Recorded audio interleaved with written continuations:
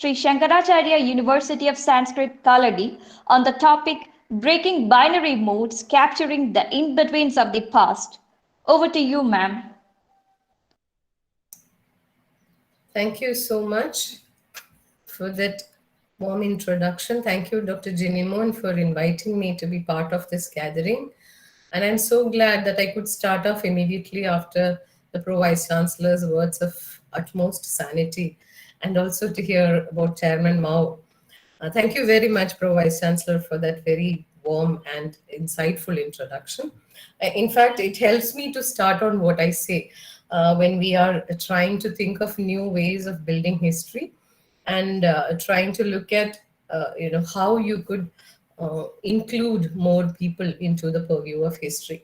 What is the language that I'm expected to speak in? Is it English or is it Malayalam or is it a mix of both?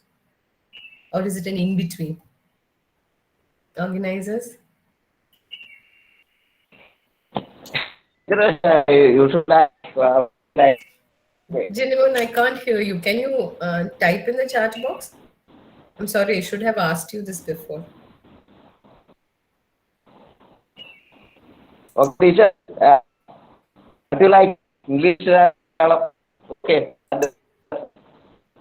Is that fine? I mean, whatever. I'm comfortable with both. I mean, whatever can be. Okay. Okay, so I think we'll go with a mix of both because we are also talking about in between. Yeah. Hello, everyone. I'm so sorry that I can't see you in person. I wish വിദ്യാർത്ഥികളോട് നേരിട്ട് ഇടപഴകാനും നേരിട്ട് മുഖത്ത് നോക്കി സംസാരിക്കാനും ഒക്കെയാണ് അധ്യാപകർക്ക് താല്പര്യം. പക്ഷെ ഇപ്പോഴത്തെ ഒരു സാഹചര്യത്തിൽ നമുക്ക് തീരെ അത് സാധ്യമല്ലാത്തതുകൊണ്ട് maybe sometime I will be able to come there and meet you in person and talk to you, hear what you have to say. This is actually a real honor for me because a student of ours university is actually the head of the department of another institution and invites us is indeed a matter of honor. Thank you very much, Genuine. I'm saying that again. Now, what do I intend to do? Basically, this is not a discussion about an event in history, an episode in history. It's not about the Mauryas or the Guptas or the Cheras or the Cholas. Basically, I want to look at it from a historiographic approach, looking at what the discipline of history has been over the years and how well we are acquainted with what we are doing. നമ്മളോടൊക്കെ ആളുകൾ ചോദിക്കും history ആണല്ലോ ചെയ്യുന്നത്, എന്താണ് ഈ history, നിങ്ങൾ എന്താണ് ഈ history ഡിപ്പാർട്ട്മെന്റിൽ ചെയ്യുന്നത്, സോഷ്യോളജിക്കാർ ചെയ്യാത്ത അല്ലെങ്കിൽ പൊളിറ്റിക്കൽ സയൻസുകാർ ചെയ്യാത്ത അല്ലെങ്കിൽ ഇക്കണോമിക്സുകാർ ചെയ്യാത്ത, what is the special thing that you are doing, what is your discipline all about, what does it try to do, what kind of knowledges does it try to build upon? So these questions have to be clear in our mind when we are claiming that we are doing history. So that is where I want to place my discussion and maybe try to walk through the ways in which the discipline has emerged and see where we are now, and also look for how we can move forward to think about in between ways of capturing the past. Let's see what these in betweens are. So I will start with sharing a PowerPoint, if you don't mind. You don't have to follow this PowerPoint at all. In case anybody wants to look at it, please look at it, otherwise please forget it. It's not binding that you follow the PowerPoint. Basically, it's just to help me go along where I want to. Sorry. Please bear with me because I have a bad cough. I'm so sorry. Basically, what am I trying to do when I'm talking about breaking binary modes and capturing the in-betweens? We have to, as I said, we have to see where we started from.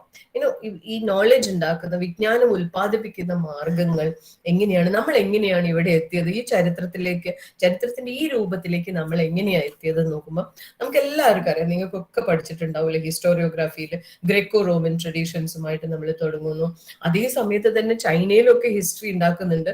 പക്ഷെ ചൈനയിൽ ഉണ്ടാക്കിയിട്ടുള്ള ഹിസ്റ്ററിയുടെ നമ്മൾക്ക് ആർക്കും അറിയില്ല. ഞാനൊക്കെ ചൈനയിലുള്ള ഹിസ്റ്ററിയെ കുറിച്ച് വളരെ വൈകി മാത്രം തിരിച്ചറിഞ്ഞിട്ടുള്ള ഒരാളാണ്. Because that's not taught certain universities, we are made to believe that only the Greco-Romans had a historiographic tradition.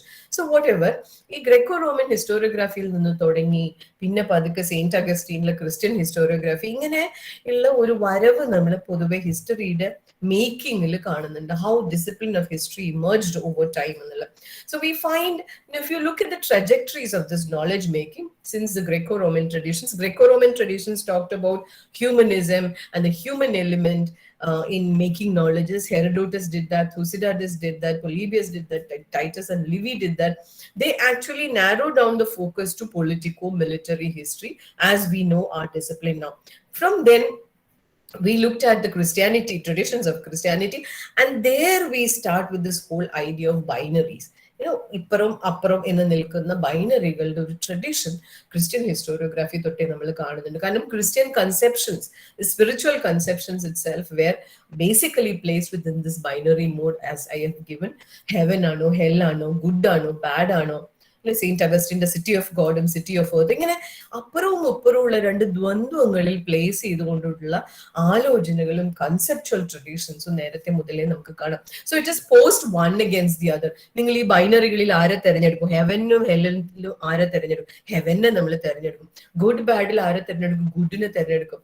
City of ഗോഡിലും സിറ്റി ഓഫ് എർത്തിലും സിറ്റി ഓഫ് ഗോഡ് ആണ് സുപ്പീരിയർ ആയിട്ടുള്ളത്. ഇങ്ങനെ it is not just giving of a binary. അപ്പുറവും ഇപ്പുറവും എന്നുള്ള ദ്വന്ദ്വങ്ങളിൽ, ഡൈക്കോട്ടമികളിൽ, ബൈനറികളിൽ നൽകുക മാത്രമല്ല, അതിലേതോ ഒരു വശത്തിനെ നമ്മൾ പ്രയോറിറ്റൈസ് ചെയ്യുകയും കൂടി ചെയ്തിട്ടുണ്ട്. ഈ ആലോചന വാസ്തവത്തിൽ നമ്മുടെ ചിന്തകളിലേക്ക് കയറി വരുന്നത് പിന്നീട് ഇനിയും ബൈനറികൾ ഉണ്ടാകുന്നുണ്ട്. ഇമോഷണൽ, റാഷണൽ, സയന്റിഫിക്, അൺസയന്റിഫിക്, ഇങ്ങനെ ഇഷ്ടംപോലെ ബൈനറികൾ പിന്നീട് കയറി വരുന്നുണ്ട്. പക്ഷെ നമ്മൾ ഇതിന്റെ തുടക്കത്തെ കാണുന്നത് വാസ്തവത്തിൽ ക്രിസ്ത്യൻ തിയോളജിയുടെയും ക്രിസ്ത്യൻ ഹിസ്റ്റോറിയോഗ്രാഫിയുടെയും ഒരു സ്പേസിലാണെന്ന് കാണാൻ പറ്റും.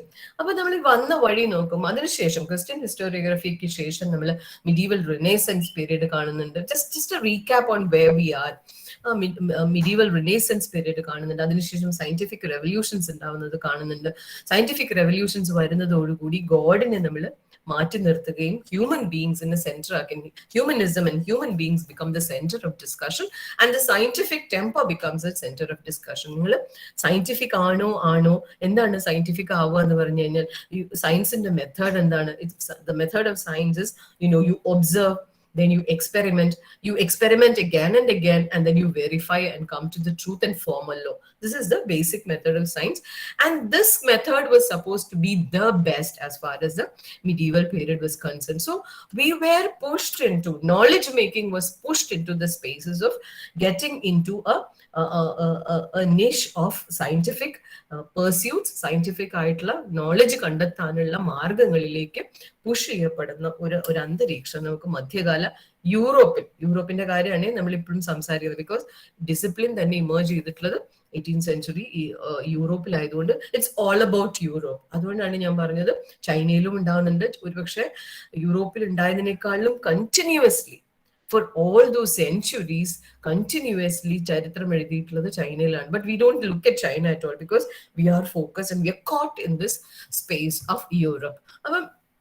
യൂറോപ്പിന്റെ മധ്യകാലത്ത് ഈ സയന്റിഫിക് ടെമ്പർ വരുന്നത് റാഷണൽ ആയിട്ട് യുക്തിഭദ്രമാണോ ഇല്ല. ഇപ്പം ഇടിമിന്നൽ ഉണ്ടാക്കിയത് ദൈവമാണെന്ന് പറഞ്ഞാൽ അതിൽ എവിടെയാ യുക്തി ഉള്ളത്? ഇടിമിന്നൽ ദൈവം അല്ലല്ലോ ഉണ്ടാക്കുന്നത്. ഇടിമിന്നൽ ഉണ്ടാവുന്നത് ഇന്ന രീതിയിൽ വാട്ടർ വേപ്പർ മേലോട്ട് പോയി അങ്ങനെയായി ഇങ്ങനെയായി ഇലക്ട്രിക് കറണ്ട് ഉണ്ടായി, ഇങ്ങനെ നമ്മൾ റാഷണലി എക്സ്പ്ലെയിൻ ചെയ്യുന്ന, സയൻസിന്റെ സഹായത്തോടു കൂടി റാഷണലി എക്സ്പ്ലെയിൻ ചെയ്യുന്ന, ഇങ്ങനെ മാത്രമേ നോളജ് ഉണ്ടാക്കാൻ പറ്റുള്ളൂ എന്നുള്ള മട്ടിലാണ് നമ്മളുടെ ഡിസിപ്ലിനിലേക്ക് നമ്മൾ പതുക്കെ കാലെടുത്ത് വെച്ച് വന്നത് എന്നുള്ളത്. Now, so when you look at how our disciplines emerge, disciplines എന്ന് പറഞ്ഞു കഴിഞ്ഞാൽ എന്താണ്? ലാസ്റ്റ് പോയിന്റ് നോക്കിക്കഴിഞ്ഞാൽ it had boundary lines. Political science was not history, economics was not history, history was not mathematics, mathematics was not physics. So you had separate disciplines emerging. And what was the characteristic of a discipline? That it had a special focus.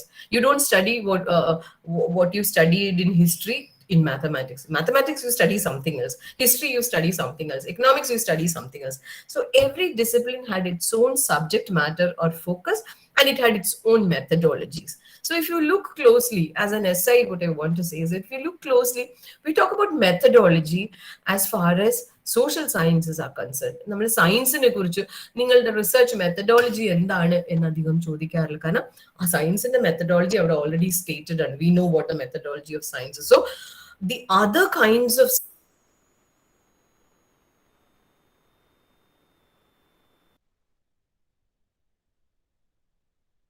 Social science ആയാലും ശരി, സയൻസിനെ പോലെ തന്നെ knowledge ഉണ്ടാക്കണം എന്നുള്ള നിർബന്ധങ്ങളുണ്ട്. So we have to continuously prove that we are a science by saying see this is our methodology. നമ്മൾ തോന്നും പോലെയല്ല നോളജ് ഉണ്ടാക്കുന്നത്, നമ്മളൊരു മെത്തഡോളജി ഉപയോഗിച്ച് തന്നെയാണ് ഉണ്ടാക്കുന്നത്. സോ ദിസ് ഇസ് ആ മെത്തഡോളജി എന്ന് എപ്പോഴും പറയേണ്ടി വരും. So social sciences especially have to put forward a claim saying that we have a specific methodology. So you have a methodology for sociology, you have another methodology for history, and you have another methodology for political science, you have yet another methodology for economics. അപ്പൊ ഇങ്ങനെ ഓരോ ഡിസിപ്ലിൻസിനും different ആയിട്ടുള്ള മെത്തഡോളജികളും ഫോക്കസും ഉള്ള തരത്തിലാണ് disciplines emerge ചെയ്യുന്നത്. So when does this emerge? It emerges in 18th century Europe. യൂറോപ്പിന്റെ സ്പേസിലും ടൈമിലും the spatio-temporal locations of Europe is the 18th century Europe ആണ് അതിന്റെ knowledge in emergence in the spatio-temporal location എന്ന് പറയുന്നു. So you find that sorry, it emerges within the context of enlightenment. 18th century ഒക്കെ ആകുമ്പോഴേക്കും നമുക്ക് enlightenment അറിയാം. വോൾട്ടേറോ, മോണ്ടെസ്ക്യൂ എന്ന് നമ്മൾ പാട്ട് പാടും പോലെ പറയാറുള്ള 3 enlightenment thinkers, what they had to say, especially what Montesquieu had to say. നിങ്ങൾക്ക് അറിയുന്ന കാര്യമായിരിക്കും. So I'm not going into that in detail.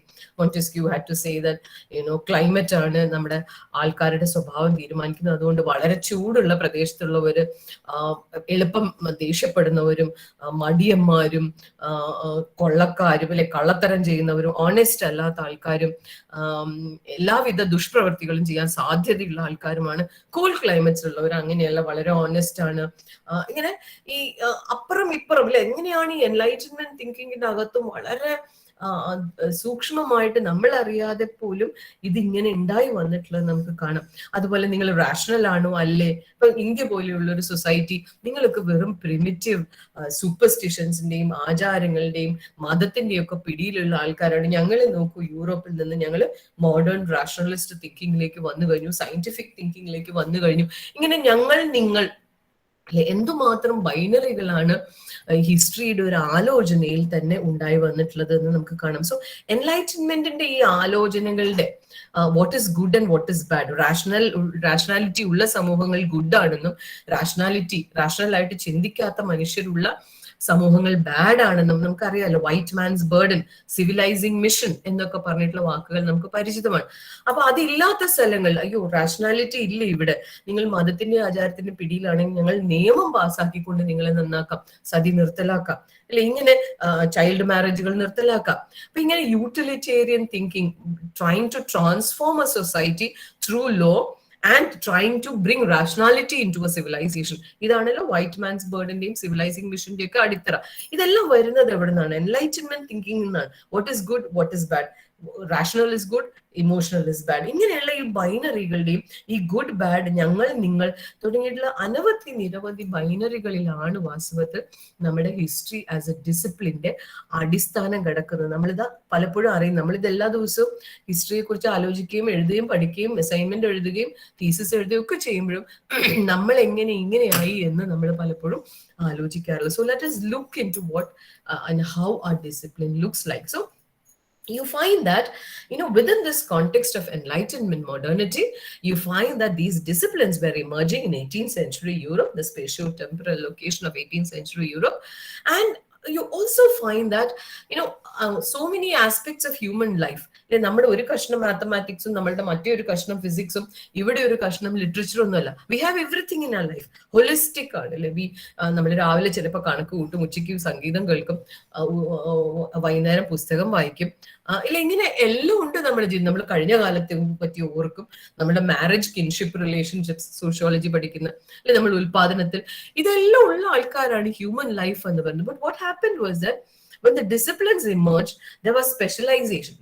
പാസ്റ്റിനെ കുറിച്ച് പഠിക്കാൻ കുറച്ച് ആൾക്കാർ, പ്രൊഡക്ഷനെ കുറിച്ച് പഠിക്കാൻ ഇക്കണോമിക്സിൽ ചില ആൾക്കാർ, പ്രകൃതിയിലുള്ള ചെടികളെയും സസ്യങ്ങളെ കുറിച്ച് പഠിക്കാൻ ബോട്ടണിക്കാർ, മൃഗങ്ങളെ കുറിച്ച് പഠിക്കാൻ സുവോളജിക്കാർ. ഇങ്ങനെ ആ life, human life and holistic ആയിട്ടുള്ള human life was divided into separate compartments which we called as disciplines. ഇപ്പോഴാണ് നമ്മൾ interdisciplinary, multidisciplinary എന്നൊക്കെ പറഞ്ഞ് ഈ ഡിസിപ്ലിനറി ബൗണ്ടറീസിനെ ഭേദിച്ചുകൊണ്ട് കമ്പൈൻഡ് ആയിട്ടുള്ള ചില സ്റ്റഡീസിനെ കുറിച്ചൊക്കെ ആലോചിക്കാൻ തുടങ്ങുന്ന പല പ്രോഗ്രാമുകൾ. ഇപ്പം ടാറ്റ ഇൻസ്റ്റിറ്റ്യൂട്ടിലൊക്കെ സൊസൈറ്റി ആൻഡ് ഡെവലപ്മെന്റ് എന്നൊക്കെ പറഞ്ഞ്, നമുക്കിവിടെ ഇപ്പോഴും ഹിസ്റ്ററി ഡിപ്പാർട്ട്മെന്റും സോഷ്യോളജി ഡിപ്പാർട്ട്മെന്റും എക്കണോമിക്സ് ഡിപ്പാർട്ട്മെന്റും ഒക്കെ ആണെങ്കിൽ ടാറ്റ ഇൻസ്റ്റിറ്റ്യൂട്ട് പോലെയുള്ള ഇൻസ്റ്റിറ്റ്യൂട്ട്സിൽ സൊസൈറ്റി ആൻഡ് ഡെവലപ്മെന്റ് എന്നൊക്കെ പറഞ്ഞിട്ടുള്ള MA പ്രോഗ്രാമുകളുണ്ട്.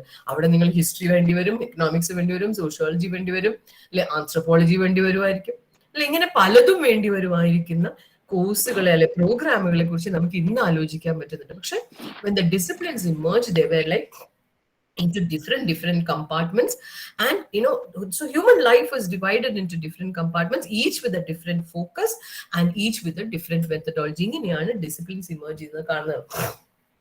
ഡിസിപ്ലിൻസ് ഇമേർജ് ചെയ്തപ്പം it drew a boundary between what is valid and not valid. ഇപ്പൊ നിങ്ങളുടെ മുത്തശ്ശി പറയാണ്, നല്ല ഇടിമിന്നൽ ഉണ്ടാകുമ്പം മുറ്റത്തേക്ക് ഒരു അരിവാൾ എറിഞ്ഞോളൂ, ഈ അരിവാൾ എറിയുന്നതിന് അപ്പൊ നമ്മൾ പറയും, oh, my grandmother is totally insane. She's giving us very absurd ideas about why should you throw a sickle onto your courtyard when there is heavy lightning. You find it ridiculous. I'm not going to do it. But then you sit in your physics classroom and then your teacher tells you iron is a conductor of electricity. So if you actually throw the sickle onto your courtyard, the lightning, the electric current from the lightning, passes through this and get earths, it passes down into the earth, so it doesn't affect us. So you learn the principle and then you say, that's good. So somewhere you have drawn a line between what is valid knowledge. Has grandmother gone to any school? I'm sorry, she hasn't gone to any school. She's uneducated. So we are not taking what she says. But once our teacher says the same thing, then you say, ശരിയാണ് കേട്ടോ. അപ്പൊ നമുക്ക് എന്താണ് ശരിക്കുള്ള knowledge എന്നും എന്താണ് ശരിക്കല്ലാത്ത knowledge എന്നുള്ളതും നമ്മൾ ഓൾറെഡി അതിനുള്ള ഒരു മാനസിക നിലയിലെത്തി. We have already come to a certain kind of an understanding that what is valid knowledge and what is not valid knowledge.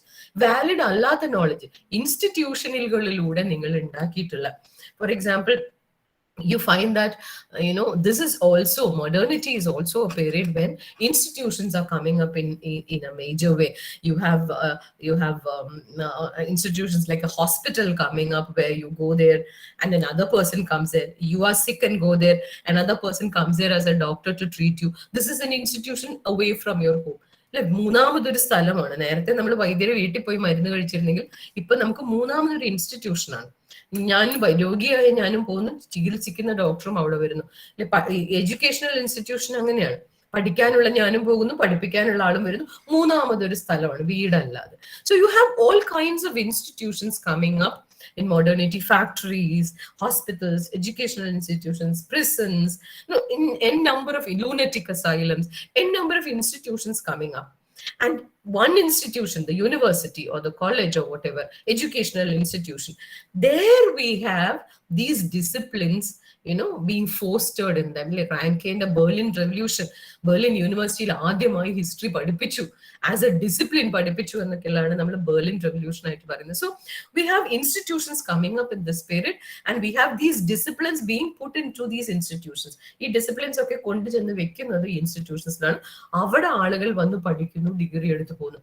ഇങ്ങനെ ഇൻസ്റ്റിറ്റ്യൂഷൻസിലൂടെ അതിനകത്തുള്ള ഡിസിപ്ലിനുകൾ ആവശ്യപ്പെടുന്ന മെത്തഡോളജി ഫോളോ ചെയ്തുകൊണ്ട് പഠിച്ച് വിജ്ഞാനം ഉൽപ്പാദിപ്പിക്കുന്നതാണ് നോളജ്.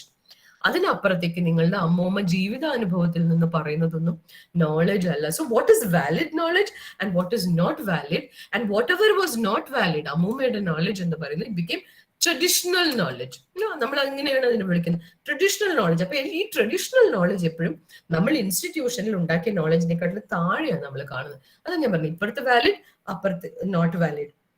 ഇപ്പുറത്തെ മോഡേൺ ഇൻസ്റ്റിറ്റ്യൂഷണൽ നോളജ്, അപ്പുറത്തെ traditional knowledge, and which is superior, which is inferior, ഇത് already നമ്മൾ തീരുമാനിക്കുന്നു. So the ways in which the discipline emerges, the ways in which we were talking about knowledge also had these അപ്പുറം ആൻഡ് ഇപ്പുറം, അപ്പുറവും ഇപ്പുറവും എന്നുള്ള മട്ടിലാണ്.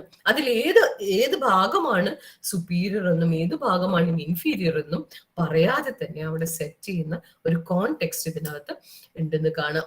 So what we find is that ഇങ്ങനെയൊക്കെ ഡിസിപ്ലിൻസ് ഇമേർജ് ചെയ്യുന്ന സമയത്ത് we find that, as I said, it went hand in hand with the institutionalization of all walks of life.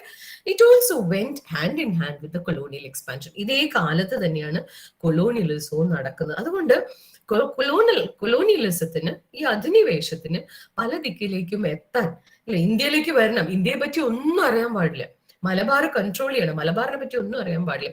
അപ്പൊ ഈ മലബാറിനെ കൺട്രോൾ ചെയ്യാൻ എന്ത് വേണം? മലബാറിനെ കുറിച്ച് അറിയണം, അല്ലെ? അപ്പൊ വില്യം ലോഗൻ മലബാർ എന്നൊരു പുസ്തകം എഴുതുന്നു.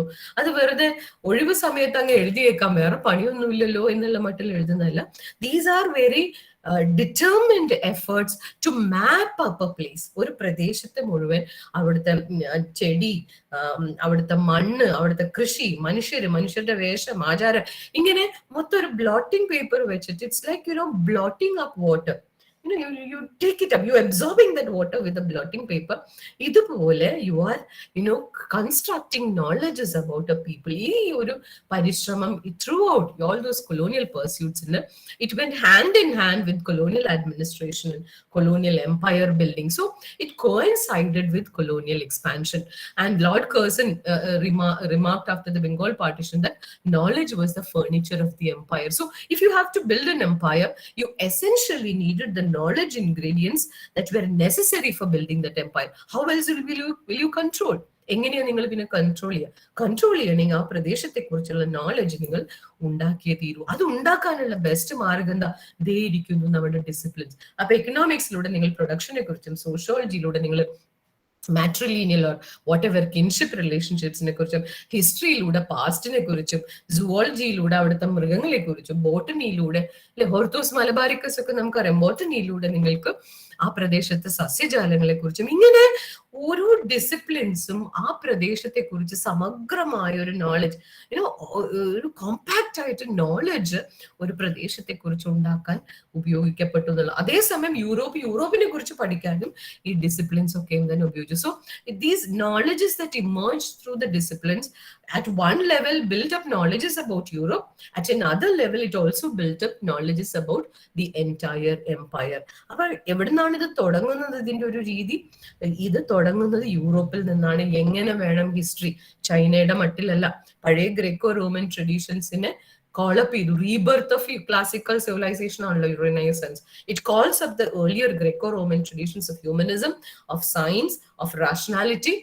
ഇങ്ങനെയുള്ള ഇതെല്ലാം കോളപ്പ് ചെയ്തിട്ടാണ് ഡിസിപ്ലിനുകൾ രൂപപ്പെട്ടെങ്കിൽ ഈ യൂറോപ്പിൽ നിന്ന് ഇമേർജ് ചെയ്ത ഡിസിപ്ലിന്റെ മാതൃകകളാണ് എംപയറുകളിലേക്ക് നിരന്തരം വിക്ഷേപിച്ചുകൊണ്ട് ഇവിടെ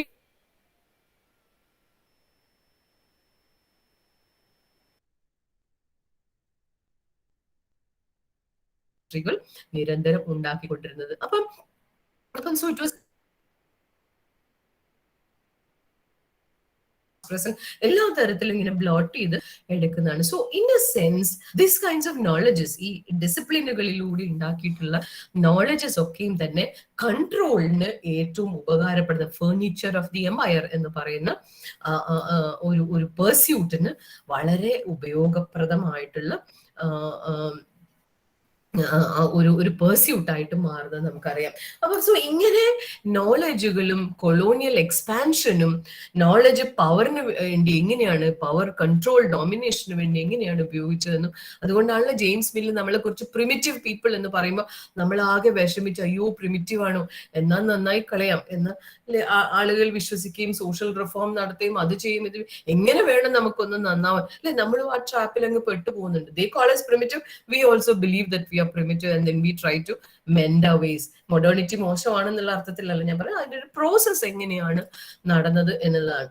സോ ഇങ്ങനെ ഒരു രീതിയിലാണ് ഡിസിപ്ലിൻസ് ഉണ്ടായി വന്നിട്ടുള്ളത്. ഈ ഡിസിപ്ലിന്റെ സ്വഭാവത്തിലേക്ക് ഒന്നുകൂടി സൂക്ഷ്മമായിട്ട് നോക്കിക്കഴിഞ്ഞു കഴിഞ്ഞാൽ പോസിറ്റിവിസമാണ്. പോസിറ്റിവിസം എന്ന് പറഞ്ഞ ഫിലോസഫിയാണ് ഇതിന്റെ ഏറ്റവും പ്രധാനപ്പെട്ട അടിത്തറയായി നിൽക്കുന്നത്. നമ്മൾ എൻലൈറ്റൻമെന്റ് റാഷണാലിറ്റിയെ കുറിച്ചും എൻലൈറ്റൻമെന്റ് ഉണ്ടാക്കിയിട്ടുള്ള ഗുഡ് ബാഡും റാഷണൽ വേഴ്സസ് ഇറാഷണൽ എന്നും ഇതൊക്കെ നമ്മൾ ഓൾറെഡി കണ്ടു. ഇതേ കാലത്തിന്റെ തന്നെ ഒരു ഫിലോസഫി എന്നുള്ള നിലയ്ക്ക് പോസിറ്റിവിസം, നേരത്തെ പറഞ്ഞില്ലേ സയൻസ് ആണല്ലേ, ഭൂമിയുടെ അച്ചുതണ്ട് സയൻസ് ആണ് എന്ന് പറയുന്ന മട്ടിലാണ് എൻലൈറ്റൻമെന്റ് റാഷണാലിറ്റിയും നമ്മളോട് സംസാരിച്ചത്. അപ്പൊ scientific knowledge becomes A standard. സയൻസിന്റെ രീതി എന്താണ്? ഒബ്സർവേഷൻ, എക്സ്പെരിമെന്റേഷൻ ആൻഡ് വെരിഫിക്കേഷൻ ആണ്. അപ്പൊ അതുകൊണ്ട് നിങ്ങൾക്ക് നോളജ് ഉണ്ടാക്കാൻ പറ്റും അല്ലെ. മിഡീവൽ യൂറോപ്പിന്റെ ഏറ്റവും വലിയ സ്ലോഗൻ എവറിത്തിങ് ഇസ് നോബിൾ എന്നാണ്. എല്ലാം മനസ്സിലാക്കാൻ പറ്റും.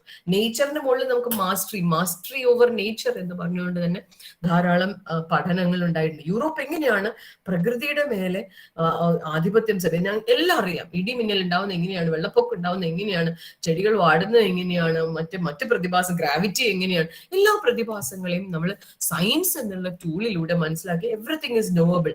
നോളജ് തീർച്ചയായിട്ടും ഉണ്ടാക്കിയെടുക്കാൻ പറ്റുന്നുള്ള അതിഭയങ്കരമായ ആത്മവിശ്വാസങ്ങൾ ഉണ്ടാക്കിയിട്ടുള്ള ഒരു കാലം കൂടിയാണ്.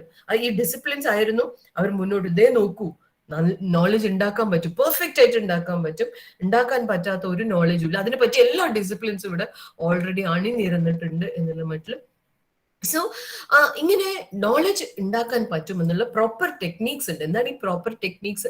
നമ്മൾ മെത്തേഡ്സ് എന്നൊക്കെ പറയുന്നത് അല്ലെ. മെത്തഡോളജിക്കകത്ത് proper suitable, how will you collect data, how will you interpret data എന്നൊക്കെ പറയുന്ന മെത്തഡോളജി, മെത്തേഡ്സ് ഒക്കെ പ്രോപ്പർ സൂട്ടബിൾ ടെക്നീക്സ്, ഓരോ ഡിസിപ്ലിനും പറ്റിയിട്ടുള്ള ടെക്നീക്സ് ഉണ്ട്. അത് ഉപയോഗിച്ചുകൊണ്ട് നിങ്ങൾക്ക് ഗംഭീരമായിട്ട് ഉണ്ടാക്കാൻ പറ്റും. So you could collect data empirically. ഈ എംപിരിക്കലി എന്ന് പറഞ്ഞാൽ എന്താ? പഞ്ചേന്ദ്രിയങ്ങൾ കൊണ്ടില്ല, കണ്ടും കേട്ടും മണത്തും തൊട്ടും ഒക്കെ പറഞ്ഞ ഇങ്ങനെ ബേസിക്കലി മെറ്റീരിയലി ഭൗതികമായി നിങ്ങൾക്ക് ഇങ്ങനെ കണ്ടെത്താനും അത് വെച്ച് അനലൈസ് ചെയ്തുകൊണ്ട് നിങ്ങൾക്ക് തിയറി ലോ ഒക്കെ എന്താണ്, ഒരുപാട് സ്ഥലത്ത് ഒരേപോലെ നടക്കുന്നത് വെച്ചിട്ട് ഇങ്ങനെയാണ് നടക്കുക എന്നൊരു ലോ അല്ലെ. ഹൈഡ്രജനും ഓക്സിജനും കൂടി ചേർന്നാൽ വാട്ടർ ആവും എന്ന് നമുക്ക് പല ദിക്കിലും അറിയാം. ഇവിടെയും അങ്ങനത്തെയാണ്. ഇങ്ങനെ ലോ ഉണ്ടാക്കാൻ പറ്റുന്ന തരത്തിൽ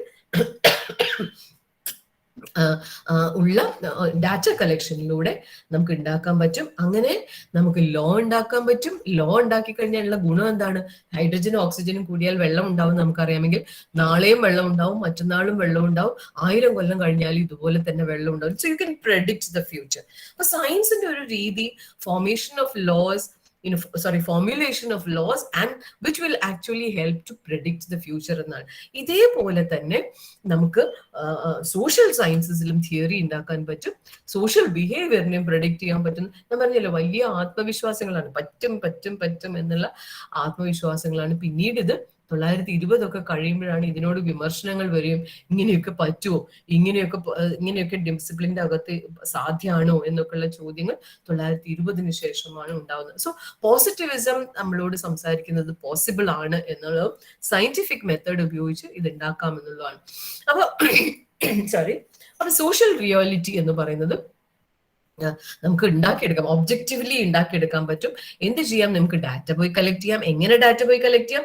നമ്മൾ എല്ലാവരും നമ്മളെ തന്നെ ഓഫ് ആക്കിയിട്ടിട്ട് അല്ലെ, നമ്മുടെ സബ്ജക്റ്റിവിറ്റി, എനിക്ക് ഇഷ്ടമുള്ള ഡാറ്റ മറ്റേയാൾക്ക് ഇഷ്ടമുള്ള ഡാറ്റ എന്നല്ല, നമ്മളെ തന്നെ ഓഫ് ആക്കിയിട്ടുകൊണ്ട്, നമ്മുടെ സബ്ജക്റ്റിവിറ്റികളെ ഓഫ് ആക്കിയിട്ടുകൊണ്ട് നമ്മൾ യന്ത്രം കണക്കെ പോയി ഡാറ്റ പെറുക്കിയെടുക്കുന്നു, കൊണ്ടുവരുന്നു, പ്രോസസ് ചെയ്യുന്നു.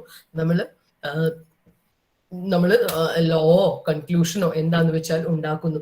അപ്പം the idea was that there is A reality out there. പിന്നെ ഒരു പാസ്റ്റ് അവിടെ ഉണ്ട്, നമുക്ക് പോകാം, പാസ്റ്റിനെ പെരുക്കിയെടുത്തോണ്ട് വരാം. അപ്പൊ നമ്മൾ എല്ലാവരും കൂടി പാസ്റ്റിനെ പെരുക്കിയെടുത്തോണ്ട് പോകുമ്പോൾ നമ്മൾ എല്ലാവരും ഒരുപോലെ പോയി ആ പാസ്റ്റിനെ പെരുക്കിയെടുത്തോണ്ട്, കാരണം നമ്മുടെ സബ്ജക്റ്റിവിറ്റി അതിലിടുന്നില്ലല്ലോ, നമ്മുടെ താല്പര്യങ്ങൾ, പ്രെജുഡിസ്, ബയസ് ഒന്നും അതിലിടാതെ പോയി എടുത്തു കൊണ്ടുവന്ന് പെരുക്കി ഇവിടെ കൊണ്ടുവന്ന് വെച്ച് പ്രോസസ് ചെയ്ത് വിടുന്നു എന്ന് പറയുന്ന. So there is one reality out there.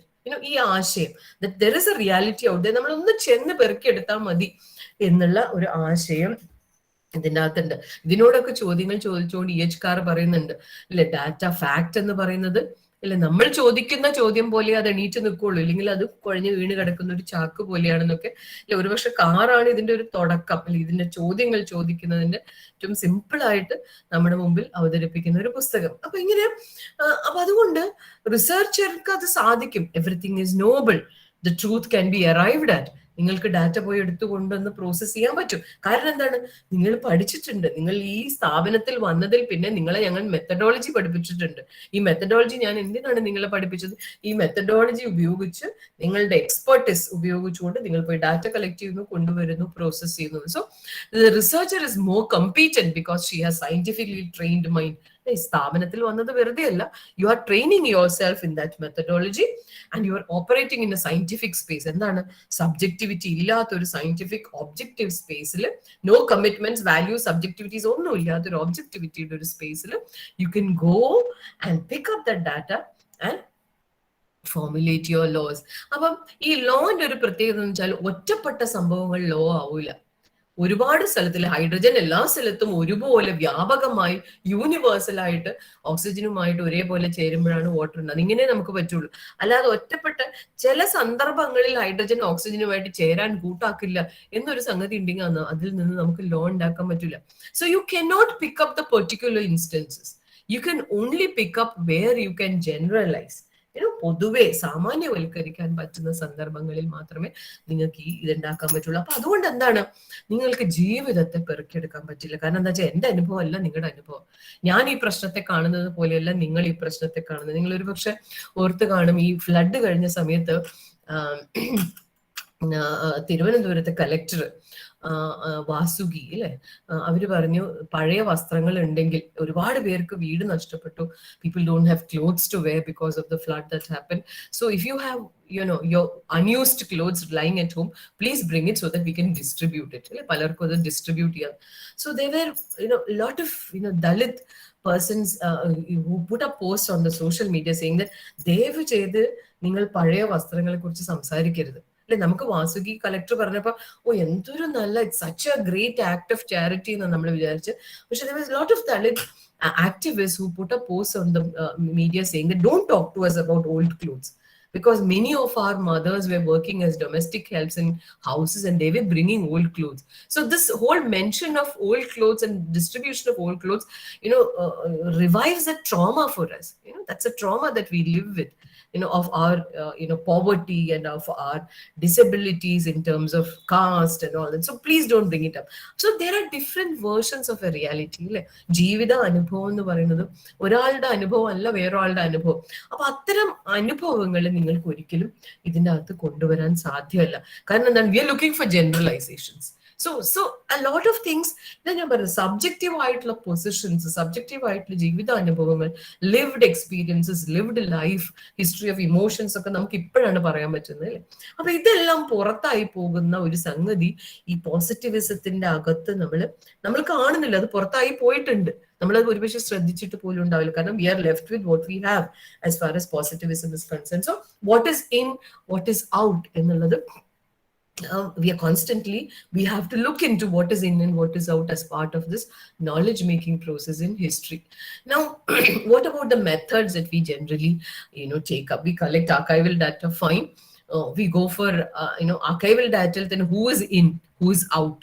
Subaltern studies effectively pose this question of where is the archive for the subalterns in the ജീവിതം പഠിക്കാനുള്ള ആർക്കൈവ് നിങ്ങൾക്ക് എവിടെ നിന്നാണ് കിട്ടുക? കൊളോണിയൽ ആർക്കൈവിൽ ഉണ്ടാവോ? അവരെ കുറിച്ചുള്ള ഇതുണ്ടാവോ? അറ്റ് ദ മോസ്റ്റ് ഇൻസർജൻസി റെക്കോർഡ്സിൽ സബാൾട്ടൺ സ്റ്റഡീസ് പറയുന്നുണ്ട്. കൂടി വന്നാൽ നിങ്ങൾക്ക് കുറ്റം ചെയ്ത് പിടിച്ച് ശിക്ഷിക്കാൻ ഇട്ടവരുടെ പട്ടിക എടുത്തു കഴിഞ്ഞാൽ അവിടെ നിങ്ങൾക്ക് സബാൾട്ടേൺസിനെ കാണാം. ഇപ്പം ഡോക്ടർ പി അബ്ദുൾ റസാഖിന്റെ പഠനത്തിന് 1921 ശേഷമുള്ള പത്രവാർത്തകളെ കുറിച്ചൊക്കെ പുള്ളി പഠിക്കും. The discourses that were generated after 21, അതില് പുള്ളി പറയുന്നുണ്ട് എങ്ങനെയാണ് ഈ 921 മലബാർ കലാപത്തിൽ പങ്കെടുത്തവരെ ലൂനറ്റിക് അസൈലങ്ങളിൽ കൊണ്ടുവിട്ട്.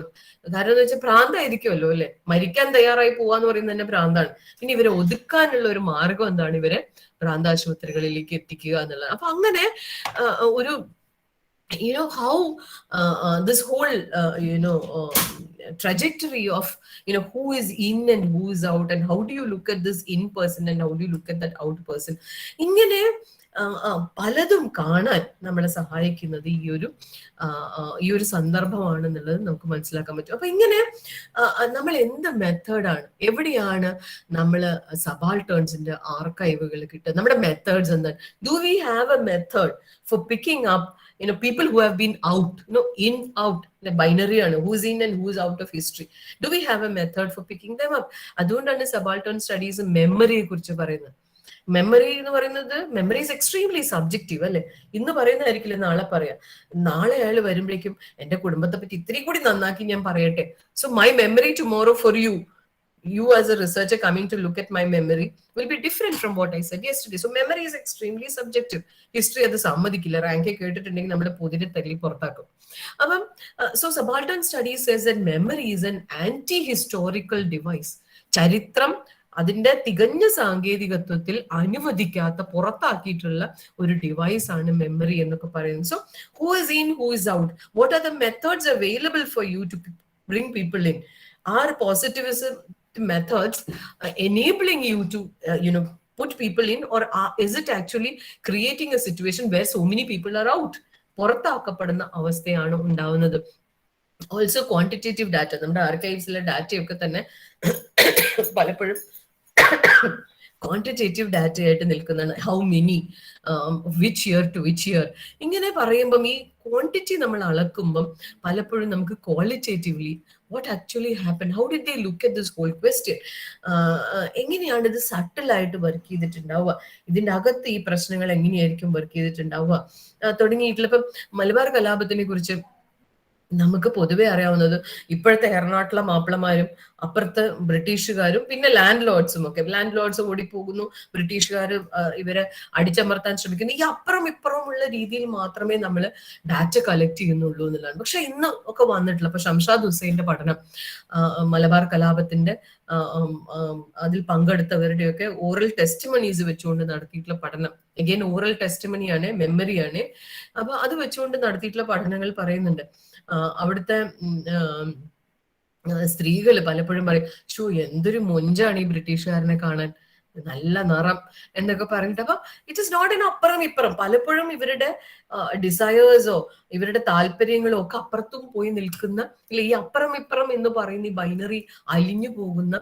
അതുപോലെ എന്റെ ഡിപ്പാർട്ട്മെന്റിൽ തന്നെ MA ഡിസിറ്റേഷന് ചെയ്തിട്ടുള്ള സൂര്യ എന്ന് പറഞ്ഞൊരു കുട്ടിയുടെ MA dissertation, she went and looked at all those landlords who came back. Malabar കലാപത്തിന് ശേഷം നാട് വിട്ടുപോയിട്ടുള്ള ലാൻഡ് ലോർഡ്സ് തിരിച്ചു വന്ന ആ അവസ്ഥകളെ കുറിച്ച് പഠിക്കാൻ വേണ്ടി MA ഡിസിറ്റേഷൻ ആണ് ചെന്നപ്പോൾ അവൾക്ക് കിട്ടിയിട്ടുള്ള ഗ്രൗണ്ടിൽ നിന്ന് കിട്ടിയിട്ടുള്ള ഡാറ്റ, ഇത് ക്വാളിറ്റേറ്റീവ് ഡാറ്റ. അതാണ് ഞാൻ പറയുന്നത്. എത്ര ആൾ ഇറങ്ങിപ്പോയി എന്നുള്ള ക്വാണ്ടിറ്റേറ്റീവ് ഡാറ്റ അല്ല, ക്വാളിറ്റേറ്റീവ് ഡാറ്റ. ചെന്നപ്പം ഷീ സെഡ് ഭയങ്കര ഡിഫറെന്റ് ആയിട്ടുള്ള കുറെ വിവരങ്ങൾ അവിടെ നിന്ന് കിട്ടി. കാരണം ബ്രിട്ടീഷേഴ്സ് വെൻ ദേ വെർ സൈന്യം അവിടെ ഉണ്ട്, the military is stationed there, and they will get a call, they have their food and rations and all that, then they'll get a call saying that you please move from this place to another place. അപ്പൊ അവരത് move ചെയ്യുമ്പോൾ the food and rations would be left behind. അപ്പൊ അവര് അവിടെ local ആയിട്ടുള്ള മാപ്പിളമാരോട് പറയും, നിങ്ങൾ ഇത് എടുത്തോ, ഇവിടെ അരിയൊക്കെ സാധനമൊക്കെ ഇരിക്കാൻ.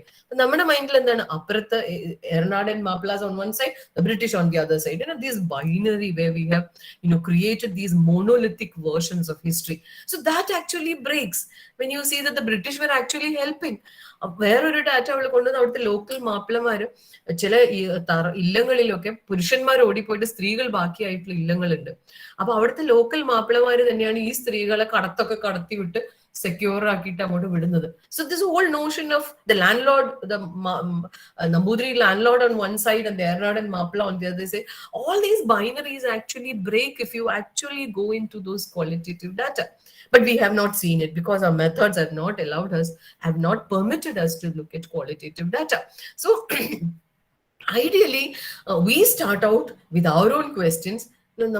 Qualitative data, we are not taking qualitative data, sorry. No, I have decided on my research topics. I have decided what questions I will ask. I will go and ask, and whatever qualitative data questions I ask, whatever results I get, I come back and process. So basically it's about me, another binary, the researcher. and the research. I mean, I don't care what you have to say. You may tell me things about, ഈ അരി കൊടുത്ത കഥകളൊക്കെ നിങ്ങൾ പറയുമായിരിക്കും. But I'm sorry, please don't give me paragraphs and paragraphs of your experience. Just tell me how many. No, I'm only interested in that quantitative data. Now, how many people actually moved? How many people actually came back? How much of land was taken? How many Mapilas died? Give me the number, because I'm not interested in that qualitative data that you have to say. So as long as I'm not picking up that qualitative data, I have decided what questions I will ask. I have got those answers from you and forget you. I'm not interested in you anymore.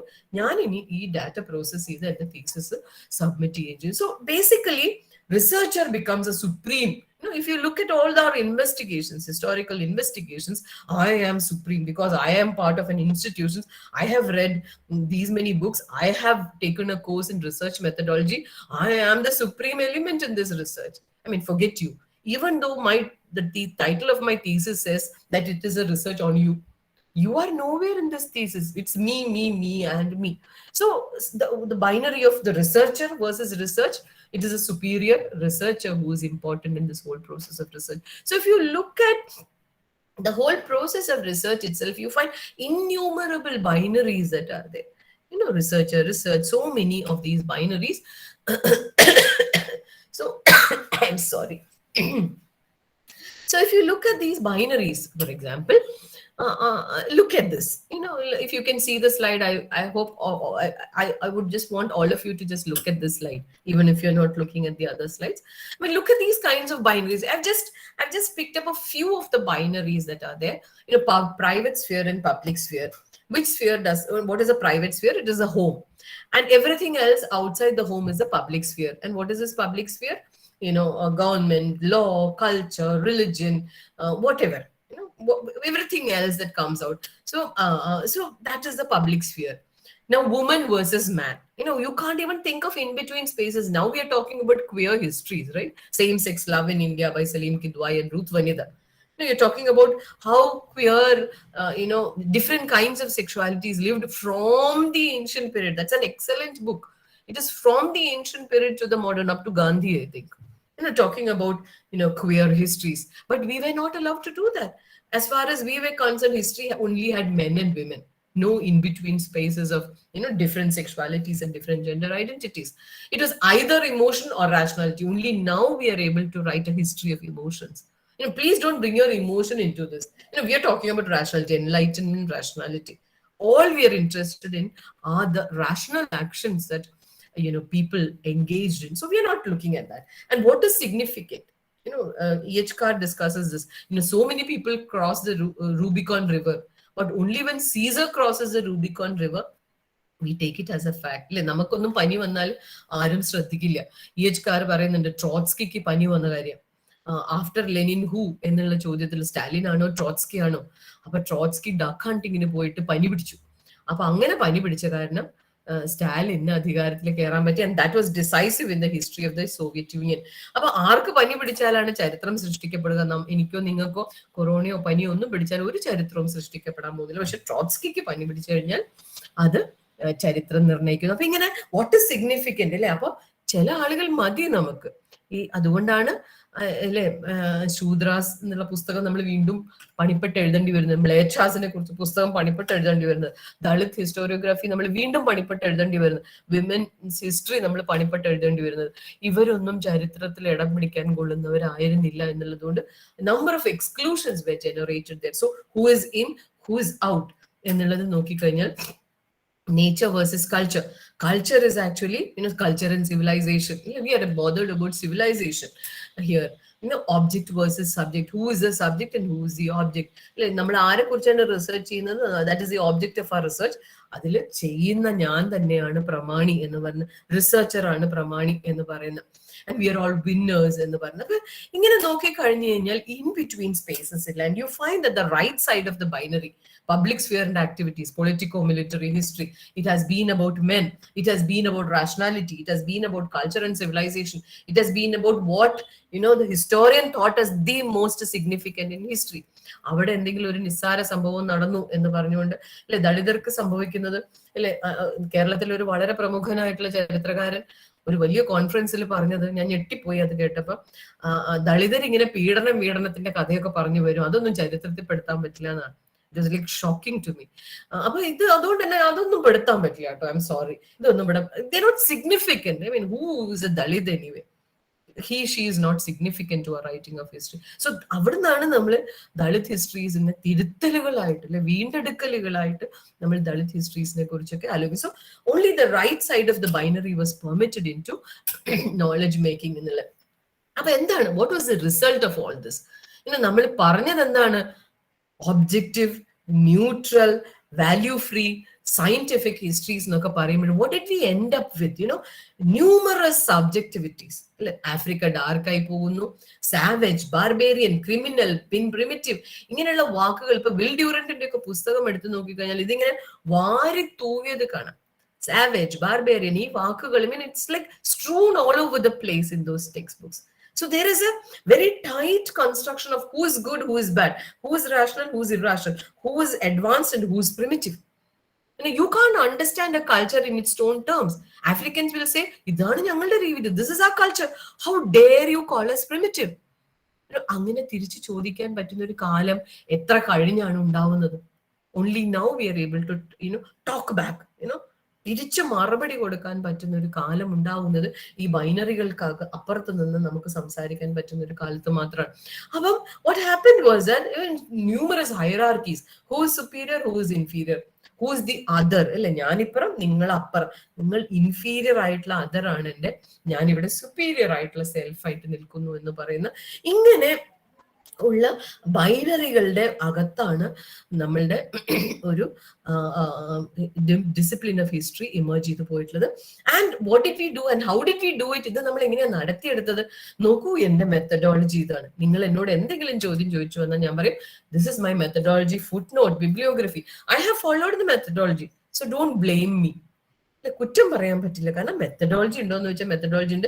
പിന്നെ ഞാൻ എന്റെ സ്വന്തം തലയിൽ നിന്ന് എന്റെ പ്രെജുഡിസോ എന്റെ സബ്ജക്ടിവിറ്റിയോ എടുത്ത് എഴുതിയാൽ it's not out of my subjectivity and prejudice, it has been totally out of a methodology I have followed എന്ന് പറഞ്ഞുകൊണ്ട് ഈ മെത്തഡോളജിയുടെ പുറകിലാണ് ഈ ഏർപ്പാടുകളെല്ലാം ഒളിപ്പിച്ചു വെച്ചത്. So I can write very violent histories, അല്ലെ, ആര്യൻ സുപ്രീമസിയെ കുറിച്ചും ഒക്കെ നാസിസത്തിന്റെ കീഴിലുണ്ടായിട്ടുള്ള ഗവേഷണങ്ങൾ. So I can write all kinds of histories where there is somebody in and so many out. അകത്തുള്ളതിനേക്കാൾ ആളുകൾ പുറത്തായി പോകുന്ന ഹിസ്റ്ററി എഴുതും. എന്നിട്ട് ഞാൻ പറയും, this is objective history, value free scientific. ആഫ്രിക്കയെ ഞാൻ ഡാർക്ക് കോണ്ടിനെന്റ് എന്ന് വിളിക്കും, ഇന്ത്യക്കാരെ ഞാൻ പ്രിമിറ്റീവ് എന്ന് വിളിക്കും. ഇതൊന്നും എനിക്ക് ഒരു പ്രശ്നമില്ല. This is value free objective scientific history എന്ന്. So in a certain way, the ways in which our historical knowledge developed was actually legitimating domination. ആർക്കാണോ അധികാരമുള്ളത് ആ അധികാരത്തിലുള്ളവരുടെ അധികാരത്തെ റീപ്രൊഡ്യൂസ് ചെയ്യാനും മെയിൻറ്റെയിൻ ചെയ്തു പോവാനും സഹായിക്കുന്ന തരത്തിലാണ് ഡിസിപ്ലിൻ ഓഫ് ഹിസ്റ്ററി മുന്നോട്ട് പോയിട്ടുള്ളത് എന്ന് നമ്മൾ കാണാൻ പറ്റും. സോ അകത്തുള്ളതിനേക്കാൾ കൂടുതൽ ആളുകൾ പുറത്ത് ഉണ്ടാവുന്ന I'm sorry. So it left out women, Afro-Americans, ethnic minorities, Dalits, Adivasis, many sexualities. ഒരുപാട് പേര് പുറത്തായി പോകുന്ന ചരിത്രം. അതുകൊണ്ടാണ് 60കൾക്ക് ശേഷമൊക്കെ 1960s ശേഷമൊക്കെ ഇത്തരം നോളജുകളെ ബിൽഡപ്പ് ചെയ്യാനുള്ള, ഇത്തരം നോളജ്, വിട്ടുപോയ നോളജുകളെ ബിൽഡപ്പ് ചെയ്യാനുള്ള ശ്രമങ്ങൾ നമ്മൾ നടത്തേണ്ടി വന്നത് ഡിസിപ്ലിൻ ബൈ ഇറ്റ് സെൽഫ് കുറെ പേരെ പുറത്ത് നിർത്തിയോണ്ട് ഈ ബൈനറി നോഷൻസിൽ ആരകത്ത് ആര് പുറത്ത് എന്നുള്ള രീതിയിൽ നിർത്തിയത് കൊണ്ട് തന്നെയാണ് എന്നുള്ളതാണ്. So who, what and how എങ്ങനെയാണ്. അപ്പൊ അതുകൊണ്ട് തന്നെ സബ്ജുഗേറ്റഡ് ആയിട്ടുള്ള, മാർജിനലൈസ്ഡ് ആയിട്ടുള്ള ആളുകളുടെ എക്സ്പീരിയൻസസിന് ഇതിനകത്തേക്ക് കൊണ്ടുവരിക സാധ്യമായിരുന്നില്ല എന്നുള്ളതാണ്. അവിടുന്ന് അങ്ങോട്ട് 1920 ശേഷം 40-50 ആയ പുതിയ തരത്തിലുള്ള ഫിലോസഫിക്കൽ ആലോചനകളിൽ, പ്രത്യേകിച്ചും ദെറിദയുടെ ഡീകൺസ്ട്രക്ഷനിലൊക്കെ ഈ കേന്ദ്രമായി നിൽക്കുന്ന, അല്ലെ, യൂറോപ്പ് കേന്ദ്രം, അതുപോലെ തന്നെ ധാരാളം ഫിലോസഫിക്കൽ നോഷൻസ് കേന്ദ്രമായി നിൽക്കുന്നു. ഞാൻ അതിലേക്കൊന്നും കൂടുതൽ പോകുന്നില്ല. അപ്പൊ അത്തരം കേന്ദ്രങ്ങളെ വിട്ട് നമുക്ക് പോകാൻ പറ്റൂ നമ്മൾ Europe, we are caught up in Europe, we are caught up in so many philosophical notions that Europe has generated. ഇതിൽ നിന്നൊക്കെ പുറത്തു പോയിക്കൊണ്ട് നമുക്ക് ആലോചിക്കാൻ പറ്റുമോ എന്നുള്ളത്. അതുപോലെ തന്നെ 70s എഡ്വേർഡ് സെയ്ദിന്റെ ഓറിയന്റലിസം എന്ന് പറഞ്ഞ പുസ്തകത്തിൽ സെയ്ദ് പറയുന്നുണ്ട് എങ്ങനെയാണ് യൂറോപ്പിന്റെ അപരമായിട്ട്, അതറായിട്ട് ഓറിയന്റിനെ കൺസ്ട്രക്ട് ചെയ്തത്. എനിക്ക് ഇല്ലാത്ത ഒരുപാട് ദുഷ്പ്രവർത്തികളോ ദുഷ്ട ഗുണങ്ങളോ വൈസസ് ഉള്ള ഒരു പ്രദേശം, മടിയന്മാരും എന്താണ് പിന്നെ സെക്ഷുവൽ എക്സസസിൽ ഏർപ്പെടുന്നവരും കള്ളന്മാരും അല്ലെ. മോണ്ടെസ്ക്യൂവിന്റെ അതേ സാധനമാണ് അല്ലെ, ട്രോപ്പിക്കൽ ചൂടുള്ള ക്ലൈമറ്റിലുള്ളവരൊക്കെ വൃത്തികെട്ടവന്മാരാണ് എന്ന് പറയുന്നത്. that kind of a reading into. So it says that Europe was actually constructing the other എംപയറിന്റെ, യൂറോപ്യൻ എംപയറുകളിലുള്ള ഏഷ്യൻ ആഫ്രിക്കൻ പീപ്പിൾസിനെ Europe was constructing them as an inferior other. I am superior. So by saying you are inferior, automatically my superiority is established because I am the opposite of you, on an opposite binary mode with you. So ഇങ്ങനെ ഒരു Europe എങ്ങനെയാണ് അതറിനെ ഉണ്ടാക്കിയെടുത്ത, orient എന്ന് പറഞ്ഞ അതറിനെ ഉണ്ടാക്കിയെടുത്തതെന്ന് Edward Syed പറയുന്നുണ്ട്. അതൊരു വളരെ path breaking ആയിട്ടുള്ള ഒരു സ്റ്റഡി ആയിരുന്നു സെയ്ദിന്റെ, helping us to look at how this binary was trying to be constructed എന്നുള്ള. So a projection of the vices that the West does not want to admit that it possesses: cruelty, sensuality, laziness, terror. അല്ലെ, അമേരിക്കയിൽ ഒന്നും terrorism ഇല്ലാന്നാണ്. Terrorism ഉള്ളത് west ഏഷ്യയിലും ഒക്കെ ഉള്ളൂ terrorism എന്നാണ്. What they do there is not terrorism. They can enter a church and fire their children in schools, fire at other children. ടെററിസത്തിന്റെ basic elements സ്കൂളിൽ വരെ കാണും, but that's not terrorism. So look at the ways in which you are constructing your narrative. നിങ്ങളുടെ നെറേറ്റീവിനെ നിങ്ങൾ എങ്ങനെയാണ് construct ചെയ്യുന്നത്? And region of anonymous masses, ആരൊക്കെയോ ആണ്, ആരാന്നൊന്നുമില്ല. അപ്പൊ നിങ്ങൾ ഹോളിവുഡ് സിനിമകൾ കണ്ടു കഴിഞ്ഞാൽ, അലാഡിൻ എന്ന് പറഞ്ഞിട്ടുള്ള വാൾട്ടർ ഡിസ്നിയുടെ ആനിമേറ്റഡ് സിനിമ കണ്ടു കഴിഞ്ഞാൽ, അലാഡിൻ ഓടുന്ന ബസാറുകളുണ്ട്, കൊരങ്ങനെയും തോളത്ത് വെച്ചിട്ടുണ്ട്. അലാഡിൻ ഓടുന്ന ബസാറിൽ അത് ഇന്ത്യയാണോ അറേബ്യയാണോ ഒരു പിടിയും കിട്ടൂല.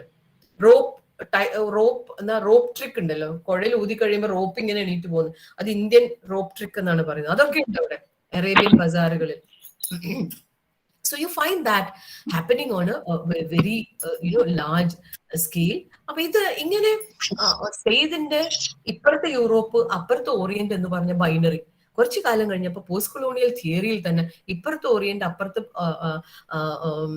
ഇപ്പുറത്തെ യൂറോപ്പ് അപ്പുറത്തെ ഓറിയന്റ് എന്നുള്ള ബൈനറി അല്ല, അതിലപ്പുറത്തേക്ക് നമുക്ക് പോകാൻ പറ്റും. Can we go beyond binaries and understanding of beyond binaries where we are talking about in between spaces. ഇപ്പൊ കോളനൈസർ മുകളിൽ നിന്ന് വന്നു, കോളനൈസ്ഡ് ആയിട്ടുള്ളവരെ പൂർണ്ണമായും ആധിപത്യത്തിന് കീഴിൽ കൊണ്ടുവന്നു തീർത്തു എന്നല്ല, കോളനൈസറിന്റെ ശബ്ദവും ഇടയിൽ എവിടെയോ കേൾക്കുന്ന തരത്തിലുള്ള ഇൻ ബിറ്റ്വീൻ സ്പേസസിനെ പറ്റി പ്രത്യേകിച്ച് ഹോമി ബാബയെ പോലുള്ളവര് ബിയോണ്ട് ബൈനറീസ് ആയിട്ടുള്ള ഈ ഇൻ ബിറ്റ്വീൻ സ്പേസസിനെ എങ്ങനെ ക്യാപ്ചർ ചെയ്യാം എന്നുള്ളത് പറയുന്നുണ്ട്. ലൊക്കേഷൻ ഓഫ് കൾച്ചറിലൊക്കെ എങ്ങനെയാണ് പ്രത്യേകിച്ചും ഡയസ്പോറ പോലെയുള്ള ആശയങ്ങളിൽ ഇന്ത്യയിൽ നിന്ന് അമേരിക്കയിലേക്ക് പോയി, അവർ ഇന്ത്യക്കാരാണോ അമേരിക്കക്കാരാണോ, ഇന്ത്യൻ കൾച്ചറിന്റെയും അമേരിക്കൻ കൾച്ചറിന്റെയും ഒരു ഇട സ്പേസുകൾ, പ്രത്യേകിച്ചും ഭാഷയിലൊക്കെ Afro American writing, Chinua Achebe, Alice വോക്കറിനെ പോലെയുള്ള ഒരു ഭാഷയിൽ എങ്ങനെയാണ് ആഫ്രോ അമേരിക്കൻ ഭാഷ ഒരു രീതിയിലുള്ള ഇംഗ്ലീഷ് ആണെന്ന് വെച്ചാൽ ഇംഗ്ലീഷ് ആണ്, പക്ഷെ ഇത് അമേരിക്കൻ ഇംഗ്ലീഷ് അല്ല,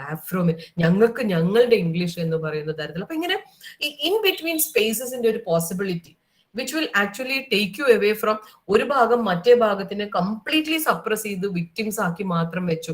ഞാൻ പറഞ്ഞ എല്ലാ മാർജിനലൈസേഷന്റെ ഹിസ്റ്ററീസിലും അത്യാവശ്യം നമ്മൾ ഓർക്കേണ്ടത്, നമ്മൾ വെറും വിക്ടിംസ് മാത്രമായി കണ്ടു കഴിഞ്ഞാൽ നമുക്ക് വല്ല ഒന്നുമില്ല. അയ്യോ പാവം സ്ത്രീ, പാവം ആദിവാസി, അയ്യോ പാവം ദളിത്, നമ്മൾ വിക്ടിംസ് ആണ്, സോഷ്യൽ സിസ്റ്റത്തിന്റെ വിക്ടിംസ് ആണ്. പക്ഷെ വിക്ടിംസ് മാത്രമല്ല, വി ആർ ഓൾസോ വിന്നേഴ്സ്. നമ്മൾ ആ സിസ്റ്റവുമായിട്ട് ഏതോ തരത്തിൽ നെഗോഷിയേറ്റ് ചെയ്ത് we also find a voice of our own. ഇല്ലെങ്കിൽ കൂട്ടമായിട്ട് ദളിതരും സ്ത്രീകളും ഒക്കെ ആത്മഹത്യ ചെയ്ത് അവസാനിച്ചു പോകേണ്ടതായിരുന്നു ഇല്ല അല്ലെ. We are also winners, we are also agents. ചില തരത്തിൽ we also have our agency where we are able to make a change. നമ്മുടെ ശബ്ദം കേൾപ്പിക്കാൻ പറ്റുന്ന അല്ലെ, പ്രത്യേകിച്ച് നമ്മുടെ ഒരു കാലത്തെ ദളിത് ആക്ടിവിസ്റ്റ് ഒക്കെ നോക്കിക്കഴിഞ്ഞാൽ നമ്മുടെ ശബ്ദത്തെ കേൾപ്പിക്കാൻ പറ്റുന്ന ഒരു സ്പേസിലേക്ക് നമ്മൾ എത്തുക എന്നുള്ളതാണ്. So this whole idea of binary, അതിൽ ഒരു ബൈനറി കംപ്ലീറ്റ്ലി വോയിസ്ലെസ് ആക്കുകയാണ് മറ്റേ സൈഡിനെ എന്ന് പറയുന്ന നോഷനിൽ നിന്ന് വിട്ടുപോകാനാണ് നമ്മുടെ ഇൻ ബിറ്റ്വീൻ സ്പേസസിന്റെ പോസിബിലിറ്റി നമ്മളെ മോട്ടിവേറ്റ് ചെയ്യുന്നത്. ബാബയുടെയൊക്കെ തിയറിയിൽ how you look at these in between spaces എന്നുള്ള. I'm just rushing back. I think my time is done. So I'll just rush back to. So opens up a possibility. History agathe idu enganeyanu possible avunu. Ee in between spaces ne namukku evidananu veendedukkan pattunnathu. ഈ വലിയ narrative, the meta narrative എന്നൊക്കെ പറയുന്ന Europe എംപയറിനെ മുഴുവൻ തീർത്ത് കളഞ്ഞു എന്ന് പറയുന്ന ഒരു ഒരു ഒരു വാദത്തിൽ നിന്ന് മാറ്റിക്കൊണ്ട് മറ്റൊരു രീതിയിൽ ചരിത്രം ഉണ്ടാക്കാൻ നമുക്ക് പറ്റുമോ? നമുക്കറിയാം, നമ്മൾ ഹിസ്റ്ററിന്റെ മെത്തേഡ് എന്താണ്, മെത്തഡോളജി എന്താണ്? അയ്യോ യൂറോപ്പിൽ നിന്ന് വന്നതാണ് അല്ലെ, പോസിറ്റിവിസം ആണ് എന്നൊക്കെ അറിയാം. അപ്പം ദീപേഷ് ചക്രവർത്തി പറയുന്നുണ്ട്, ഇനി ഇന്ത്യക്കാരുടെ ഹിസ്റ്ററി എഴുതാം, യൂറോപ്യൻസ് എഴുതണ്ട, ഞങ്ങൾ എഴുതിക്കൊള്ളാം എന്ന് പറയുമ്പോഴും നമ്മൾ ഫോളോ ചെയ്യുന്ന മെത്തഡ് എന്താണ്? അവരുണ്ടാക്കി തന്നാണ് അല്ലെ. എവറിഡേ സബാൾട്ടേണിറ്റീസ് ഓഫ് തേർഡ് വേൾഡ് ഹിസ്റ്ററീസ് എന്ന് പറയുന്നത് നമ്മുടെയൊക്കെ ഹിസ്റ്ററീസ് എല്ലാ കാലത്തും അതിനോട് വിധേയപ്പെട്ടിരിക്കുകയാണ്. കാരണം അവരെങ്ങനെയാണോ പറഞ്ഞത് അതുപോലെ തന്നെയാണ് നമ്മൾ നമ്മുടെ ഹിസ്റ്ററി എഴുതുക എന്ന് പറയുമ്പോഴും അവര് പറഞ്ഞ പോലെ എഴുതുക എന്ന് പറയുന്ന തരത്തിൽ ഒരു സബാൾട്ടേണിറ്റി നമ്മുടെ ഹിസ്റ്ററി റൈറ്റിംഗ് ഉണ്ട് എന്ന് ദീപേഷ് ചക്രവർത്തി പറയുന്നുണ്ട്. അപ്പൊ അതിൽ നിന്നൊക്കെ രക്ഷപ്പെടാൻ എങ്ങനെ വ്യത്യസ്തപ്പെട്ടുകൊണ്ട് നമുക്ക് എങ്ങനെ ഇതിൽ നിന്ന് രക്ഷപ്പെടാം എന്നുള്ള രീതിയിലുള്ള ധാരാളം പുസ്തകങ്ങളാണ് ഞാൻ ഇവിടെ കൊടുത്തിട്ടുള്ളത്. ഈ പുസ്തകങ്ങളുടെ പ്രത്യേകത ഞാൻ ലാസ്റ്റ് ഒരു പുസ്തകം പറഞ്ഞ് ഞാൻ അവസാനിപ്പിക്കാം. Which is this book, colonial state, Sabyasachi ഭട്ടാചാര്യയുടെ കൊളോണിയൽ സ്റ്റേറ്റ് എന്ന് പറഞ്ഞ അതിന്റെ ചാപ്റ്റേഴ്സ് നോക്കിക്കഴിഞ്ഞു കഴിഞ്ഞാൽ a view from below, colonial power in everyday life, a colonial state and interest representation, colonial domination and countervailing hegemony. അപ്പൊ ഇങ്ങനെ ഒരു അർത്ഥത്തിൽ പറഞ്ഞു കഴിഞ്ഞാൽ I'm stopping there. I just want to say that ഈ ഏകപക്ഷീയമായി കോളനൈസർ വന്ന് കോളനൈസ്ഡിനെ കീഴടക്കി എന്ന് പറയുന്ന ഒരു വാദത്തിനേക്കാളേറെ കോളനൈസർ വന്നപ്പോൾ ഈ കോളനൈസ്ഡ് ആയിട്ടുള്ള ജനതയുടെ ഏതെങ്കിലും ശബ്ദങ്ങൾ ഉൾക്കൊള്ളേണ്ടി വന്നിട്ടുണ്ടോ? Did they have to consider in some of the voices, some of the cultural practices of the coloniser? ഒരു ഇൻട്രസ്റ്റിംഗ് ആയിട്ടുള്ള ഒരു example is about wearing the shoe. Indians used to remove their shoe when they get into some place, whether in the temple or the court or any place they respect, they remove their footwear and then get inside. This was an Indian practice. So Sabyasachi talks about how this shoe question was articulated when the British came in. When they went into the early period, when they had not established their sovereignty, when they had to enter the courts, they would take their shoe off as a sign of respect. Gradually, which means that they were actually adhering to the colonized practice. If Indians are like that, we will also remove our shoe. But gradually, when the empire became strong, they used this very idiom of the shoe, of the wearing of the shoe, to say that now when you Indian are entering our court, you please remove your shoe. So they were actually using that. In fact, Gandhi's father, he was a civil servant. So Gandhi gives this anecdote about how his father used to hate it when the British superiors used to come because he was forced to wear a shoe. So this shoe, which is removing the shoe, which is an Indian practice, was actually appropriated and reused. They had to somewhere what are the voices and the practices from the ground. So that is where we have to look at history of one person dominating on the other, but where are the voices from below that are also going in, and where are the voices from below that you can capture in the in-betweens, the Dalit voices, the women's voices, how women are speaking out against patriarchy, how women are trying to recapture their agency, how Dalits are trying to, the rule might be that no Dalit can walk. Somewhere the Dalit is breaking that law. Now, the rule might be that no women can do this. Somewhere a woman might be breaking that law and trying to subvert it. So these transgressions, subversions are also instances where women, Dalits, Adivasis regain their agency. And those voices, if you have to hear those voices, you have to move away from these binary notions of winner, victim, oppressor, oppressed, colonizer, colonized, and look for those, man, woman. Look for those in-between spaces, those qualitative in-between spaces, those subjective spaces, those emotional spaces where you can capture all those lived lives. If history is a record of the past, if it is a record of those lived lives of the past, how will you capture those lived lives?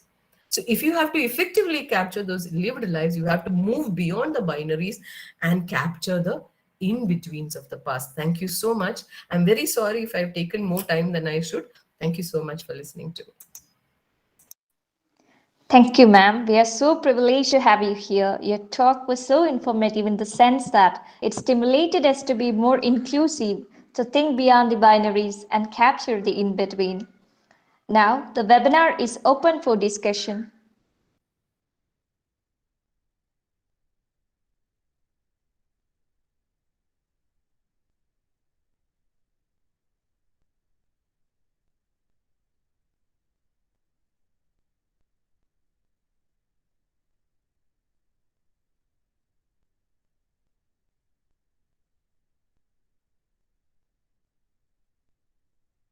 Hello, ma'am. Yes, I can hear you. Please, Parvati. Thank you so much, ma'am, for giving such an information. Ma'am, when we say that writing of history, a historical way of writing, and the from above, so when we, ma'am already said that there is a Eurocentric idea, the constructive way of Eurocentrism. So, ma'am, when it comes to Indian cases, so the history may be so much about mainland history. So that which is exclusively for the mainland history and avoiding all those northeastern history, especially from northeastern states and southern history.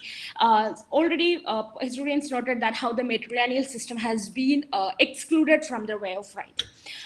So, ma'am, in this time, so it's already talking about intersectional, so in intersectional feminism, then the intersectional. So, ma'am, my question is, even if we say about the intersections, the finding the space within intersections, so is it like somehow it's also considered as a homogeneous and uniform? Because even in intersection that it's already argued that how this Savarna feminism has been hijacking with this intersection feminism, and it's already talking about how this class elitism has been hijacking this intersection. So when we talk about intersection also, is it like always comes out that from above, because it's like validation, so like certain need of validation they are asking for, and these validations are coming out from all these constructive ideas.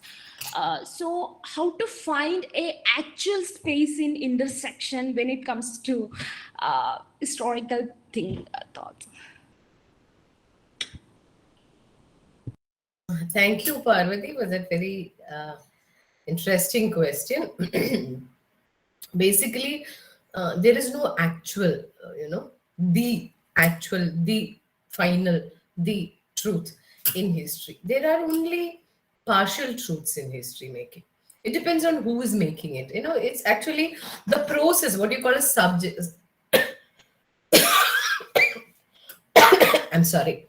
What you call as situated knowledges. That's what is there. The knowledge that you produce is actually, dependent on who is making it. And when are you making it? What is the process of making? Have you collected your qualitative data? Or what is the perspective with which you have addressed this problem? So it is a situated knowledge. There are no actual truths that we can produce in that sense. I mean, that has been there. But only thing is we have failed to acknowledge the fact that it was a situated knowledge after all. We kept on saying that this is impartial, this is objective, this is value-free, this is scientific. But all the while what we were creating were situated knowledges. Depending upon our choice of, data, our selection of data, our selection of interpretation, methods of interpretation, and so on and so forth. Now, your question about intersectional. In fact, the idea of intersectionality is itself aimed at, avoiding this hijacking. I'm talking about women, but all I'm talking about is Savarna women. My interest is, to look at it only from the perspective of Savarna women. So I will say, why can't a Dalit woman, mend her ways? Nannai kude. And that is my perspective as a Savarna woman. Or I will say, oh, these lesbian women, oh, because I am a heterosexual, I will say, my perspective is that. And I always feel, the classic example is how we study Adivasis. I want to study about Adivasis, this glorious pursuit and fashionable thing about studying Adivasis. But my whole notion is that the Adivasi is not civilized. That is there in my head. But I go to study the Adivasi and then I pick up things like, I'll give you a typical example which I talk about in every class of mine. I have a friend of mine from Tata Institute. She was studying the Adivasis in Wayanad. So she went there to study about experiences of development. What is this whole question of development? The government is, showering millions and millions of rupees on Adivasi development and nothing is happening. Oh, these Adivasis, good for nothing. Whatever the state does, the Adivasi doesn't benefit from it at all. ഒരു ഗുണമില്ലേ ആദിവാസിക്ക് വേണ്ടി പൈസ ചെലവാക്കിയിട്ട്. This notion is there, it's very prevalent in our understanding, because we think of the Adivasi as the inferior. Just like the Europeans looked at us, we look at the Adivasis as an inferior. So she went there for research and she was living with them. She tried to look at those issues, and what she realized was that, she tried to look at it from their point of view, as we call as a standpoint. We call that a standpoint. അവരുടെ നിൽപ്പ് സ്ഥാനത്ത് നിന്ന് കാര്യങ്ങളെ കാണുക. History from below അല്ല കേട്ടോ, standpoint ആണ്. അപ്പം so she realized that there was so much that was happening that we were not aware of. For example, your whole statistics was giving that ഒന്നാം ക്ലാസ്സിൽ, the first standard, there were 10 Adivasi students who were admitted. അഞ്ചാം ക്ലാസ്സിൽ എത്തിയപ്പോഴേക്കും all of them dropped out. 10 of them dropped out when they reached the 5th standard. So what is our conclusion when we write our conclusion? No good. Adivasi, so much money is given, no good. 10 of the Adivasis dropped out. Nannavula. So that is a conclusion. So she went there and she looked at why was this dropout happening? Qualitative data. Why was this dropout happening? So she asked the students and they said, we go to school and they ask us what is our mother tongue. Before we answer, they write Malayalam. Malayalam is not our mother tongue. We have our Adivasi language. And we can't understand Malayalam. Have we ever, taken note of the fact that there may be Adivasis who don't understand? What will they understand when they sit in class? They drop out. Second, another example that she brought up was that there's food that is given at the school in the morning and in the afternoon. The Adivasi child comes to school very late because collecting firewood, looking after the little child, so many things that have to be done. And as it is, if you come to school, I don't understand this Malayalam, so I don't go to school. So the Adivasi child didn't go to school. So what the teachers did was that they would be given meals in the morning. They stopped giving the meals, saying that you come to school on time and then I will give you your meal. Can you imagine something as violent as that? Actually did that. ടീച്ചർമാർ പറഞ്ഞു, സമയത്തിന് വരാൻ പഠിക്കട്ടെ, അവരൊന്ന് പഠിപ്പിക്കാൻ പറ്റുമോ ഞാൻ നോക്കട്ടെ, ഭക്ഷണം ഞാൻ കൊടുക്കണില്ല. When the meal was stopped, that's it. No more reason to go to school. So are we aware? No, we are studying about the past. We are studying about lived lives. Do we ever see this? So have we looked at it from their point of view? So intersectionality is also about looking at it from the standpoint of those. That is what intersectionality is about. Intersectionality is actually an important tool or important perspective that we have to avoid this hijacking. When you hijack, when it is the civilized me that is going to study the Adivasi, all I will write about is the Adivasis are no good. But once I have this intersectional perspective, I start from the standpoint of the Adivasi and look at what issues are there, what are the qualitative issues of those everyday lives, which is actually causing those dropouts. How do they look at the question of medicine? That is an excellent thesis that I found. She's looking at medicine, she's looking at education, she's looking at the land question, everything from the standpoint of the Adivasi. And coming at entirely. So I've seen a lot of synopsis coming in when I've sat for interviews for PhD admission in Mahatma Gandhi University and all that. Everybody wants to study the Adivasi. But what is your perspective? Do you understand Adivasi life world? So you will end up hijacking because you don't see their reality at all. And you don't have any methods in your possession to look at those lives. അതുകൊണ്ട് നിങ്ങൾ എൻ്റെ പേര് ഈ hijacking തന്നെയായിരിക്കും. So you have to come down from that. You have to come down from your perspectives. This whole superior, inferior, binary perspectives. The researcher on this side and the researcher on that side. Break those binaries. Be with them. It's a horizontal relationship where you develop knowledge together, not someone sitting on the head of the other person and developing knowledge like that. So that is a very interesting question, Parvati. Thank you very much for that. Thank you so much.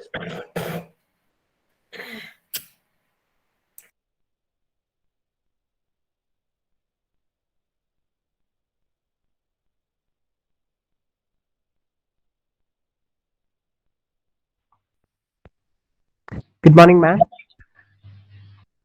Who is this? Nandana Krishnan. Nandana Krishnan. I'm a research scholar at Department of History, ma'am. Ma'am, I would like to ask the question, can we relate the ideas you conveyed here with the idea of epistemic violence? If you think yes, can you explain? Epistemic violence. Yes, indeed. Indeed. I mean, this is epistemic violence. I mean, how will you create epistemology? If epistemology is about, how knowledge is created, certainly this is epistemic violence.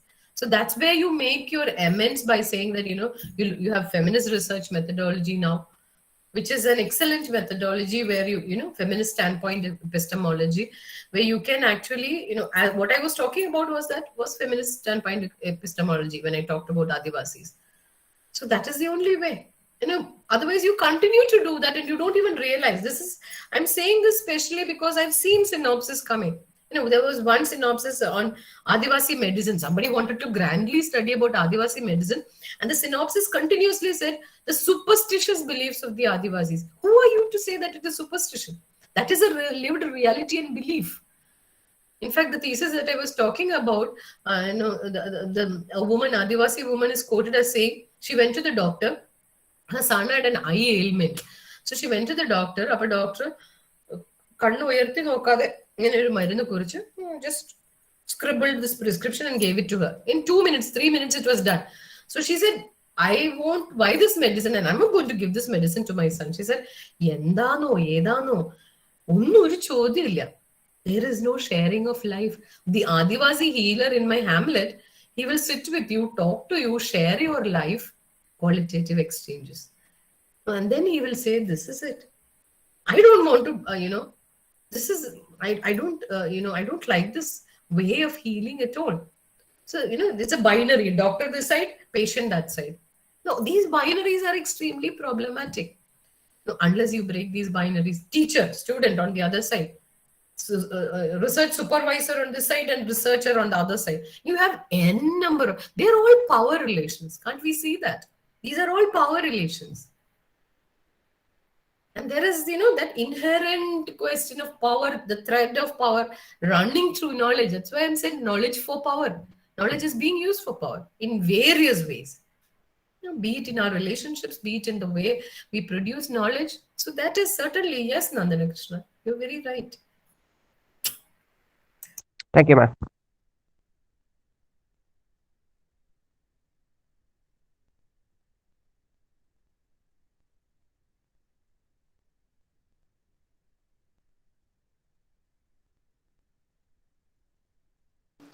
Any other questions?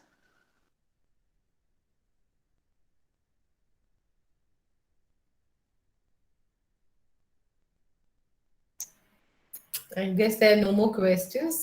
Thank you so much for your patient listening and all those very important questions. Now, I will look forward to hearing Dr. Ashok. Thank you so much. Once again, thank you so much, ma'am, for accepting our invitation without any reluctance. Moving on to the next session to deliver a talk on the topic Dimensions and Research Methodology, Exploring Research Prospects in HISTEM.